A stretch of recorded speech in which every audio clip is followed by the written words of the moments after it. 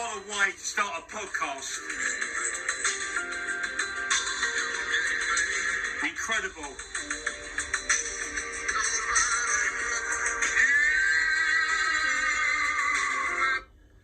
Thanks so much for that, guys. I'm really extremely grateful. This is the most, this is a very bizarre occurrence. I think that's the right word. I'm sitting in a studio with a man, and I'm quite aware of this interview, podcast, whatever we're going to call it. But for some unknown, strange reason, I've got my headphones set on. So any questions that are asked by the host, you're not going to be able to hear that. Now, that was obviously, that was our decision, wasn't it? That was our decision, and obviously, this fella that's doing this podcast or interview, whatever you want to call it, it's crazy, and that's why I'm doing it. It's crazy, you know. It's just a very unusual position that I'm in. I've been offered loads of different podcasts, but they're a bit too commercial. Some well-known people, but it weren't for me. But this man I'm sitting with is extremely well-known, and he won't let me identify him. He's actually said to me, Martin, I want to be known as unidentified, which I think's absolutely fucking crazy. It's way out there, but that's why I'm sitting here in this very posh, it's posh, isn't it? In this very posh studio, right in the heart of West One. He won't let me say no more than that. Very well-known individual. I'm very grateful and honoured that he asked me to come along and do this podcast. And, you know, we've already spoke. That was a bizarre thing there, wasn't it? That bit of music. We have discussions about this, and I said, can you put a bit of music in the podcast? I'm just going to call the host Geezer, because he's given me strict instructions not to call him by his first name. And like I said, it's going to be produced and directed by the unidentified, which I think is fucking crazy. But that's why I've come along. So obviously, people that are going to be listening to it, they're not going to be hearing any questions from the host or the presenter, whatever you want to call him. I'm just going to call him Geezer, because not only does it make him tickled, doesn't it, son? Yeah. Well, Cockney accent coming in there, Geezer. Yeah, so basically, you might sort of, I've been sort of like pre-warned, there might be little states of like slow pauses. Why? I'm being asked questions put to me, because I've got a headset on, so it might be sort of a little bit of time between questions, so can you bear with me? Basically, look, it's going to be pretty brutal. Going to be touching on a few things that I've never touched on before. I was a little bit edgy about doing it, but this man's a very unique individual. I don't need to say any more than that, to be honest. There's no need. I don't need to. So we're going to get on with it, as we said. There are going to be some difficult questions for me. I'm going to do my best to answer them, because he's already pre-warned me. So basically, that bit of music, I asked this amazing man to put a few bits of music on during the interview or podcast or discussion or chit-chat or get-together, whatever you want to call it. Straight into it. At the worst point of my addiction, with the cocaine and the alcohol, I used to sit there for hours and hours and hours just thinking about what's going on in my life. Very dark, very, very lonely, a very distraught place to be. I mean, that particular piece of music's got a special place in my heart, which I don't want to disclose. It took me a long while to find that particular bit. It's a bit of a mix. I'm hoping we can get it out there on the interview, because we haven't got the rights to it, so I've been told, so I'm not sure, but if not, you're going to probably edit it out. But yeah, I mean, that bit of music You used to sit there for hours and hours feeling sorry for yourself when you're wrapped up, excuse the pun, when you're wrapped up with cocaine and alcohol addiction. I'm going to not try and sort of, this is not going to be a doom and gloom interview, we've already discussed that, but I'm just going to be real with it. We've done one at the BBC, and we touched on a few things, but look, this is it. So, questions are going to be coming to me right now as we speak. The headset is now on, so I'll turn it on now. Right. Headset is on, and we are up and running. Okay. Have I ever loved a woman in my life? Why would you want to hit me with that one straight away? That's below the belt, geezer. That's below the belt. Have I ever loved a woman in my life? Well, look, I've been married many, many times. A lot of them failed. Well, they all failed. Down to the addiction, down to the drink, down to my behaviour. Don't get me wrong. It takes two to tango. Anyone that listens to this, my ex-wives and partners going to listen to it. No doubt they're going to be screaming, sending me rude messages. But like, fuck it. It is what it is, isn't it? I've told this fella here who I'm sitting with, who again is extremely well known. I'm not going to hold back. It's a difficult one. It's a difficult one. Have I? The only woman that I've really loved, and it's a choker for me. It really is. Yeah, it's a harsh one. The only woman I've really loved was my mother. My mum.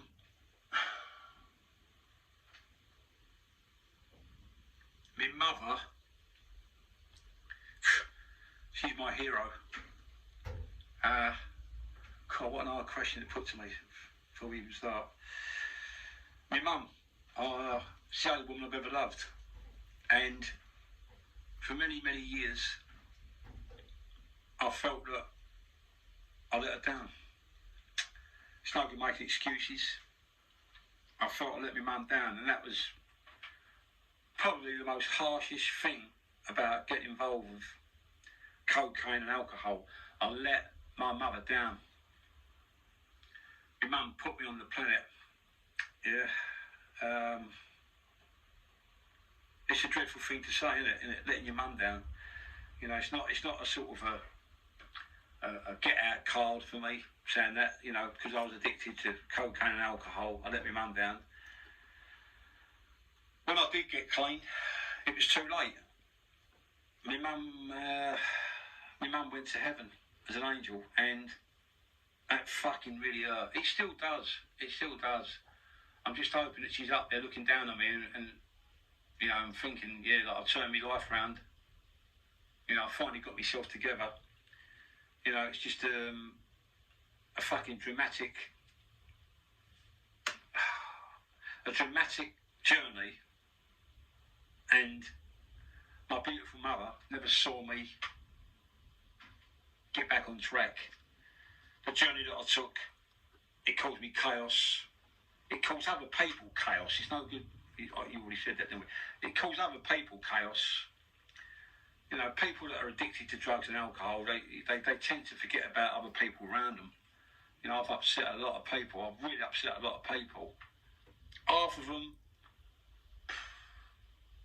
we spoke about this before, didn't we? Off camera and off mic. But half of them I don't give a fuck about. Because they were just ponces, liars, cheats. All they wanted to be with you for was, you've got plenty of cocaine on board, plenty of money, a few girls in the night, plenty of drink, somewhere to doss down, somewhere to talk bollocks. And that is a circle that when you're in it, it's hard to get out of it. And that's probably a silly statement, saying it's hard to get out of it. You know, if you want to do something, you do it. But when you got in as deep as I did, you're not in control of nothing. You know, you really are. The drug and the drink running your life. It really is. But that question, yeah, that question, that was a deep one for me. The only woman I've really loved was my mother, Mary Rose. What a beautiful, kind lady. Never moaned about nothing. A proper East End mum. Got on with it. father weren't about, which we're going to touch on a little bit later on. You've asked me to, and I've agreed. When my father weren't about, my mum, she kept the old shipmate steering straight. Fucking dreadful, innit? Your memories when you're a young kid, you can think about things, minimum food. My mum's working all the hours under the sun. Your dad's not about for obvious reasons. Oh, a lot of women back in the day, probably going to get a bit of flack for that, but a lot of women back in the day, they was just a different breed, weren't they? I'm not going to be rude to women, there's no need, but they was a different breed. The old school mums, they don't exist, do they? If they do, tell me, or comment, or send me a rude message. I mean, there are some beautiful, great women out there, that's obvious, that's true, I ain't been rude. But the old school mums, I'm talking about people that are now probably like in their 80s, them mums, they don't exist, do they? They didn't moan, they fucking got on with it. They done what they had to do to get through the day. They made the most of everything. They really did. That generation ain't never coming back. But so that's the answer to that question. Definitely, my mum is probably and will ever only be the woman I've ever loved and lost, and I feel pretty responsible for that, to be honest, geezer. I really do. I get a bit choked up about that. We spoke off camera a few times. I knew you was going to ask me something about that. I wasn't sure what, but that's pretty blunt. So I adjust these headphones. That's better, yeah. Next question. Right, yeah. Oh, that's a good one. Yeah, that's a good one. Yeah, that's cool. That's a right diverse, ain't it? From saying that, can I name a woman that I really loved? And now you've asked me. Oh, that's funny. I've got to say myself, that is a very unusual way to approach an interview. But that's why I come on here, guys, isn't it? What's the craziest time I've ever had using cocaine? Is there one particular moment? So yeah, is there one particular moment? Do you know what? There's so many stories I could tell you, and being honest about it, the addiction, I mean, it is all fake and false because you're not living a real life. You're under a curse. Once you start sniffing that white powder, mate, you think everything's achievable and things are going to happen. It completely goes the other way. But I suppose there's a couple of examples or a couple of experiences that I've had, and I don't want to let people think I'm making a joke out of this, but I can tell you something that happened to me which always springs to mind. I've been asked that question a couple of times, but I don't think I've answered it in an interview. But the craziest moments I had, which I do have a chuckle about from time to time, is, I can tell you, and I ain't going to hold back, geezer. Hang on a moment, did you? Yeah, thank you. You're black coffee? You're black, yeah. Thank you. That's kind, isn't it? Just a small one, please, thank you. Yeah, I mean, one story comes to mind that I can let the listeners into is I was sort of shot off to America for reasons I won't go into too much, but I went to America. I was in Miami, and then I moved to a place called West Palm Beach, which is about a 15-20 minute flight from Miami. And I remember getting there, plotting up. I had a few quid wrapped around me, won't go into details, and straight away made a little connection with a driver of a limousine, called a bit of white on straight away. The same night, and I'll never forget, I went to a club called the Polo Bar. It's probably still there, in a place called West Palm Beach. I was in there, I can't remember everything, but I was in there probably a couple of hours, getting the drink in, getting a bit of powder, sniffing away as you do. Started chatting away as you do, just talking pure bollocks. I mean, I didn't look that bad, I didn't look great. My addiction was sort of like 80%, so I was almost at a point where I was completely fucked. So I got away with it. I always used to have a nice bit of clobber, so I carried myself best I could, which I thought I could, but probably the reality is I looked like shit, but I just didn't realise it because I was living a fake life, lying to myself and believing and looking at my own bullshit. So I got to talking to these two people. I never think it was a blonde woman. She had an absolutely massive pair of coconuts. No offence to any women, of course, but that's what attracted me to looking at her. Sounds a bit noncy, that, doesn't it? But That's the truth of the matter. Started chatting away to her and her husband was an American-Irish fella. A bit of a character, very wealthy people. Anyway, one thing led to another. I started getting on a drink. Lo and behold, Dave was on the favourite, on the gear, and all he kept saying to me was, I can get an 8-ball. They called it an 8-ball. Anyway, cut to the chase. Got bang on the gear, 2, 3 o'clock in the morning in his polo bar. Ended up going back to his apartment, like a condo. It was incredible. I wish I'd have took some pictures, but obviously I didn't. I couldn't. I don't remember what happened, but I can remember what happened to me. Yeah, that's what I can remember. I can't sort of remember exactly where it was, but I remember the house was sort of all glass. It was something out of a Scarface film, like great big glass. It was all the different levels. It was incredible. Fucking absolute fortune. Anyway, so his wife got really friendly with me. I thought, oi. I remember the shout. So, I don't know, 5, 6 in the morning. I'm thinking to myself, you're going to get me nuts in here. It's going to be a right turnout. After that was a complete blank. I don't know whether to put something in my drink. I don't know if I had a little turnout of his missus. I remember being in bed with her. It was full on. And that's all I can remember. But the point of the story is, when I woke up the next morning or next afternoon, whatever it was, I can't remember, and I was being cuddled, and I thought, God, that's sort of a bit of comfort, a bit of relief. Like I felt like shit as normal, been bang on the gear. Someone's rubbing me back, and I thought, yeah, this is beautiful. I had a quick flashback, obviously remembering, who I was with the night before, that she was a good old lot. And would you believe it, as I turned around, it was a fucking husband was cuddling me from the back. Yeah, I'm serious, and don't get me wrong, as far as I know, nothing happened. I'm going to leave it at that. But that was one of the most bizarre moments. I was so off key, excuse the pun, so off key with the Charlie. I don't know what the fuck happened, but that's one of the most bizarre moments. I got my goods in the shackle together, mate. I was out there like Mo Farah. Fuck me, wasn't I? It was unbelievable. Don't get me wrong, I weren't suffering no pains around me backside, etc., etc. So I think everything was all right. I had a few scratch marks on my back, and it really was. It was a mad experience. I'll never see him again. Thank fuck. I don't know what happened. Whether or not me and his old woman had a turnout, I don't know. I really don't know. But that's one of the most bizarre moments. So that's a pretty good question from you, Geese. It really is. And you're firing one into me already, because I've got my headset on. The most money I've ever spent. Well, is that in one night? Over the course of a week. Oh, that's another one. I don't want people thinking I'm Billy Big Bollocks, because I wasn't. I've been asked this question by a few journalists and that. I don't want people to think I'm coming across as Billy Big Bollocks, but, I got extremely wealthy. I had a lot of money around me, and I had access to cash. So it got out of control. Obviously in the end, people that know my story, I ended up with nothing. Fuck all. But if you're asking me it as a blunt question, it's a blunt one, isn't it? Yeah. I couldn't put an exact figure on it, but I could tell people that are listening that I would say the worst point, it was between 5 and 6 grand a week. And if anyone says, oh, that's bollocks, no, it ain't bollocks.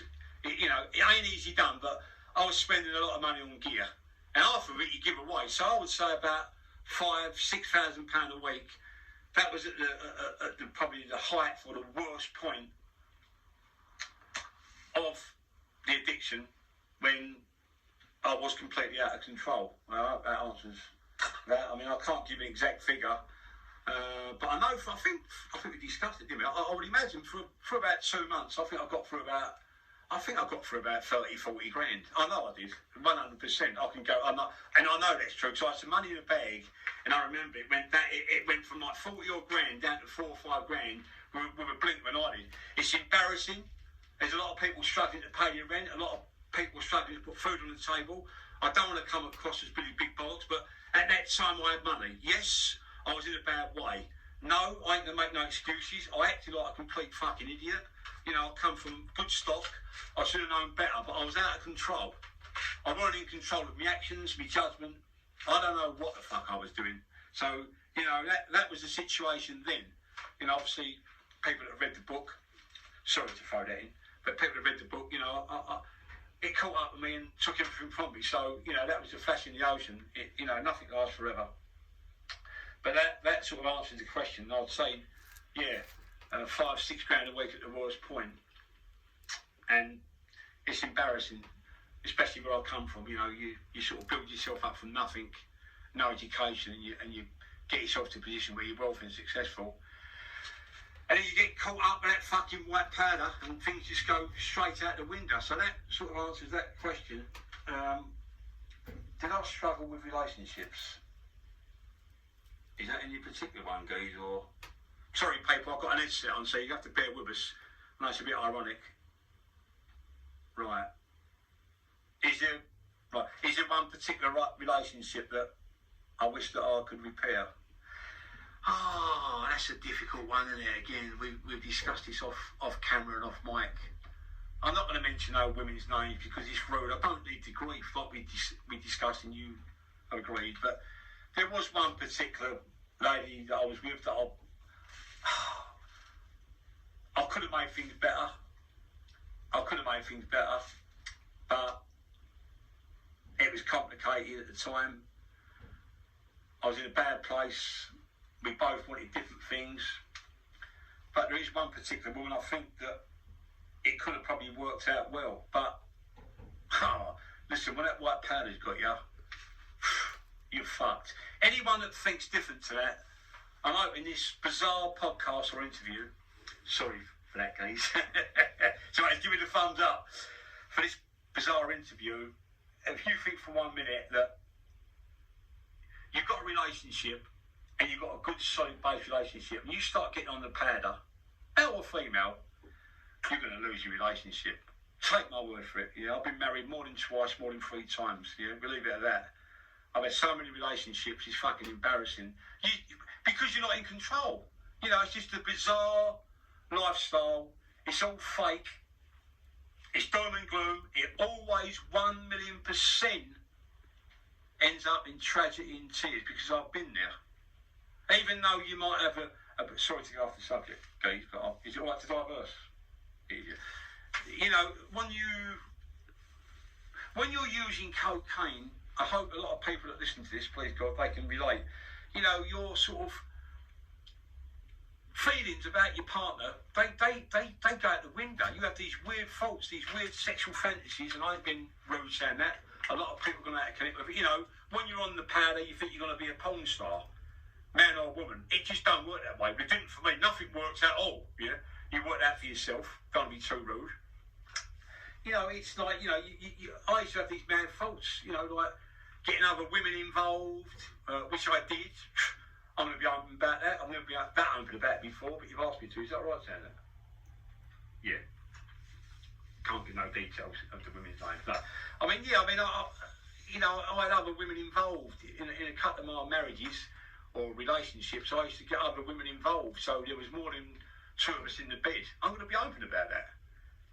You know, is it every man's dream to do that? Is it every man's fantasy? I don't really know, but I can tell you from what happened to me, it completely fucked my relationship up. Yeah, it might have been great at the time, but was it? I don't really remember a lot about it. I was so comatose with cocaine and Viagra, I don't really know what went on. But from the experience after these certain events, which was quite regular, whether it would be a man on board or a female on board, well, this one we sort of called it a night, everyone jumped in the sack. It made things worse. You know, how can you be in love with someone if you want someone else to jump in the bed with you? It don't work that way, does it? Surely not. How could a woman be with her husband, let her mate come in bed, you have a turn out and get at it, and then the next 2 days you've got to sit around the dining table with your kids and have a normal existence? Tell me if I'm wrong. You can send a comment in and an email in to me or whatever, to the host or the interviewer. If you put an email up, I'm not quite sure yet. I'll discuss it later. Yeah, okay. Yeah, so I mean, regarding that, you know, so if you're on the gear really bad, there'll be a lot of people going to relate with this. You know, your sexual drive and your sexual sort of, I don't know. It's. I think a lot of people, they get fucking wrapped up, don't they? They start thinking about being other partners on board. But I did. If I'm wrong, tell me. You know, a lot of women lose their inhibitions or something. I think that's the correct word, is it? Or you know, they sort of They go from being a normal woman to someone who's absolutely crazy regarding the men, the women, etc., etc. Same for the man. You know, you get on that white powder, mate. It might be 4 or 5 in the morning. You start going to the back of newspapers calling brasses on. Excuse the pun. Excuse the pun. Many a time I've called on girls thousands of times. Nothing's happened down there. I've just been in the apartment or the house, wherever I was, just sitting there or standing like a complete fucking idiot and giving these girls 12, 50, 100 quid. So I'm guilty. I'm going to be open about it. I'm going to get plenty of abuse off people. Oh, how can you be in a relationship? Ain't you ashamed? Of course I'm ashamed, but I'm not going to apologise. What's the point of apologising? There's no point of apologising. You know, I've done what I've done. You know, I've suffered the consequences. That's what I chose to do. That's the life that I was living. Nothing to be proud of. You know, it has scorned me. It has put a spanner in the works. Obviously, people that know me know how I live my life now, so it ain't great. But that was then and this is now. So, yeah, getting back to that, when you get on that powder, mate, listen, your relationship's fucked. Yeah? You start telling lies to your wife or your partner, your husband, your boyfriend, your girlfriend. Your life will be safe. You know, you could probably get yourself out of a murder charge. You know, you're that wrapped up with the gear. You know, it almost convinces you that you're sort of unstoppable, you know, and nothing's going to break you. You know, whatever you say is king. You are the king, or you are the queen. But believe me, anyone that's listening to this again, it's not about being flash and, you know, me putting my examples of my journey forward. It really isn't. It's about hoping that people are going to realise, listen to this, it ain't a fucking game. It ain't all parties and laughing and joking. You know, it don't work that way. It ends in tragedy and tears. You take a lot of people down with you, your children, your close family. You end up in the gutter. You end up with the fucking rats, and you bring good people down with you. Let me get that point across. Let me make this quite clear on this bizarre podcast and interview. You will bring people in the sewer with the rats down with you. If you don't stop, if you don't fucking grab hold of yourself, you're going to lose everything from your family to the clothes on your back. Sorry about going off into one. I told you I wasn't going to do that, didn't I? I do apologise, but sometimes I get a bit passionate about things like that. As you know, I'm going to wait for the next question. Just bear with me 1 second. Are these headphones on? Let me just adjust these headphones, please. Oh, now. Right. That's a good one. We spoke about that quite a lot. Did I ever make a purchase,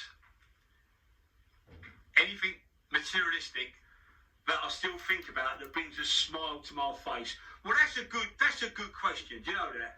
I mean, again, I don't want to come across flash and really big bollocks, but I was in a position, I got wealthy, and I was in a really good position at a particular moment in my life. And I would say, do you know what? I was going to say when I was in a position that I bought my first Ferrari, but I'm not going to say that. Do you know what? One of the most emotional purchases that I ever had, I bought a £3,500 Rolex from a fella called Lester in Epsom. And I looked around, I've done my research. When I bought that watch, I broke down on the way home with my wife. I won't mention her name, she knows who she is, but I broke down. Yeah, that was my first ambition, not because it was materialistic, but I was doing well. I was sort of coming up the ranks, getting a few quid, and I always wanted a Rolex. I saw them. I wanted to get a Rolex. That was my sort of, I ain't to say my goal, because that sounds a bit silly, doesn't it? It's more things than watches and cars and houses and fucking designer clothes, you know that. But at that time, it was my ambition, my first vision to purchase a Rolex. And when I got it, and I remember what car we had a white Vauxhall Nova, there you go, yeah? It wasn't an old one, so it wasn't a Ferrari, it wasn't a Porsche, and we purchased a watch from a fella called Lester in Epsom, and I actually broke down in the car. I cried my eyes out. That was a very emotional moment. That was a good moment. That was a good moment. It really was, you know. Obviously I wasn't using heavy at that time. It was very early days. And that takes me back that takes me back. But as you know, I swerved and things went completely radio rental. And it went completely out of control. It really did. It really did. I've had this signal to say that we're going to take a break and we're going to put part. Is it going to be part? That will be part one, won't it? Part two. Can we finish off with that particular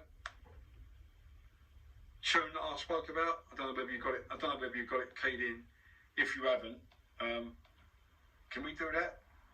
There's another bit of music that I've asked this gentleman, can we put on? And yeah, that'd be great. If we could, that'd be fantastic. It really would be fantastic. Yeah, so it's going to be a part two of the interview. It's a very bizarre interview, but let's just finish. You got it ready? Right, he's got it ready. So here we go.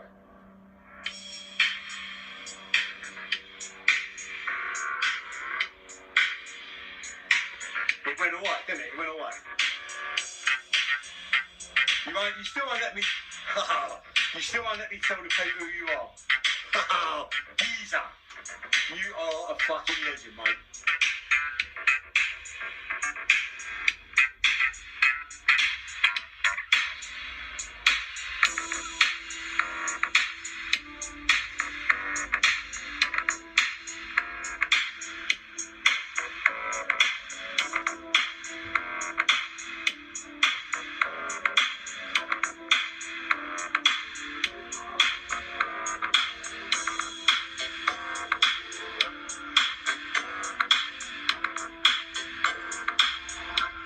Play for another couple of minutes. Is that all right, guys? Thank you. Am I still on air? I am. Oh, I didn't know. Sorry.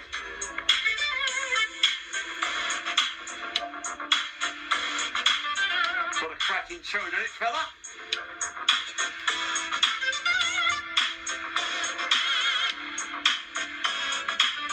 Turn my mic off. Oh, sorry, guys. Sorry, guys.